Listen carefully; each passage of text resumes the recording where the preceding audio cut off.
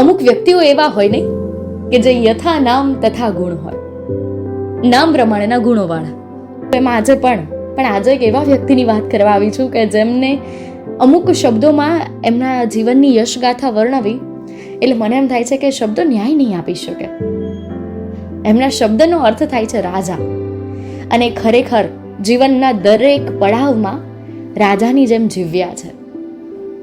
એ એમના કારકિર્દીના વિષયો હોય, સામાજિક હોય, સેવા હોય, સંતાનો હોય, એમનું પત્ની સાથેનું સહજીવન હોય કે પારિવારિક જીવન, આ બધામાં એમના મિત્રો પણ એવું જ કહે છે કે ખરેખર એ રાજાની જેમ જીવ્યા છે.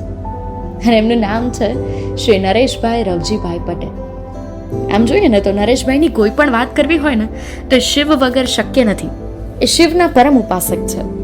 એમના જીવનની દરેક વાત, એમનું ઘરની વાત કરું તો એમના ઘરનું નામ શિવાલય, એમની દીકરીનું નામ શિવાંગી, એક દીકરાનું નામ શિવરાજ તો સોહમ. તમને ક્યાંક ને ક્યાંક નરેશભાઈની વાત કરીએ તો શિવ ભક્તિ અને શિવઅંશ ક્યાંક ને ક્યાંક જોડાયેલો દેખાય.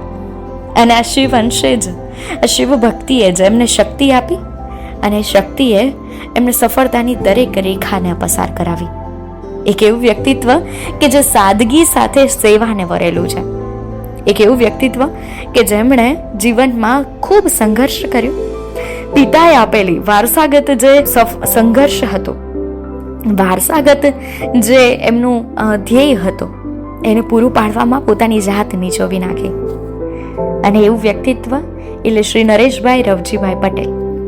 હું જો નરેશભાઈની વાત કરું ને તો એમના જીવનનું પહેલું જ પેજની શરૂઆત થાય પટેલ બ્રાસ વર્ક્સથી, PBW.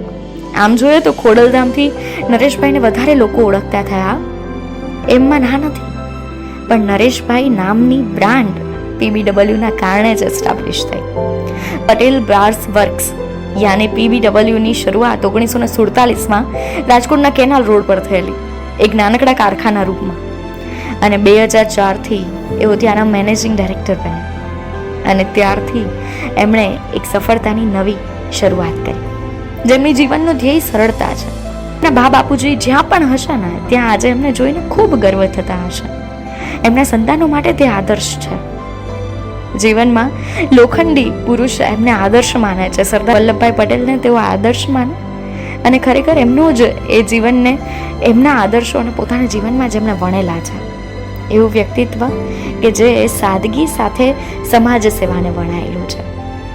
અને આ નરેશભાઈ રવજીભાઈ પટેલનો જન્મદિવસ છે. શિવ ભક્તિ અને શક્તિ બંને તમને પ્રાપ્ત થાય. તમે જે કંઈ પણ કરો એમાં શિવ મળે અને શિવ ભક્તિ જ બની જાય.